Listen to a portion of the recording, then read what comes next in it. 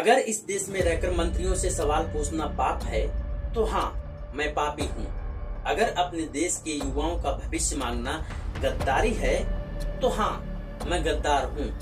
लेकिन तुम जो आंखें बंद करके बैठे हो, तुम गुलाम हो क्या?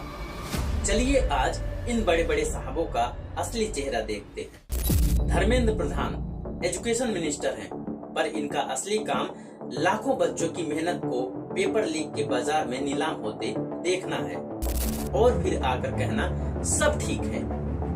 Same on you. Nitin Gadkari ethanol और ग्रीन एनर्जी के नाम पर बड़े बड़े ज्ञान बांटते हैं, पर जब पूछो कि इस ब्लेंडिंग का असली फायदा जनता को क्यों नहीं मिल रहा, तो सारी हीरोगिरी गायब हो जाती है। योगी आदित्यनाथ, यूपी में चंदा चोरी से लेकर लोकल घोटालों पर इतना सन्नाटा क्यों है? बुलडोजर सिर्फ आम जनता के सवालों पर चलाने के लिए है क्या? अमित शाह और राजनाथ सिंह, मणिपुर महीनों तक चीखता रहा, तुम्हारे दोनों मंत्रालय सोते रहे, और ये जो कांडी लोग पहलगाम तक पहुंचे, सिक्योरिटी में इतनी बड़ी चूक कैसे हुई? इसका जवाब कौन देगा? पाकिस्तान या तुम्हारी नाकामी? अश्विनी वैष्णव रेलवे मिनिस्टर हैं या इंस्टाग्राम इन्फ्लुएंसर? हर महीने ट्रेनों में लाशें बिछ रही हैं, लोग भेड़ बकरियों की तरह सफर कर रहे हैं, पर साहब अभी भी रील शूट करने में बिजी हैं। और अब बात करते हैं इस देश के सबसे बड़े पॉकेट मार की, हरदीप सिंह पुरी। कहाँ गायब हैं आप? पूरी दुनिया में क्रूड ऑयल की कीमतें मिट्टी में मिल चुकी हैं, पर भारत में पेट्रोल के दाम आसमान छू रहे हैं। जिस पाकिस्तान को तुम दिन रात गाली देते हो ना, वहाँ बिना ब्लेंडिंग वाला प्योर E0 पेट्रोल उसी प्राइस पर बिक रहा है। जिस प्राइस पर तुम हमें मिलावटी तेल बेच रहे हो, हमसे प्योर पेट्रोल का पैसा लेकर हमें मिलावटी कचरा दे रहे हो, क्यों?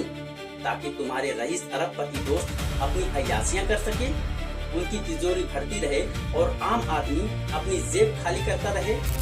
कोचिंग इंस्टीट्यूट में बच्चे डूब कर मर जाते हैं, बस सिस्टम कहता है जाने दो, बच्चे ही तो थे।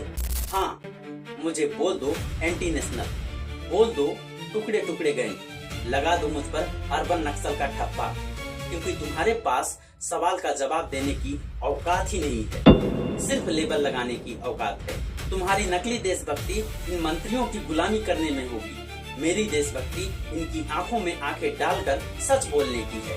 अब तुम तैयार हो जाओ, अगली बार जब अपने बच्चों की कुर्बानी देनी पड़ेगी ना, तब भी चुप रहना और कहना सब चंगासी। सवाल पूछो, इससे पहले कि तुम्हारी आवाज हमेशा के लिए दबा दी जाए।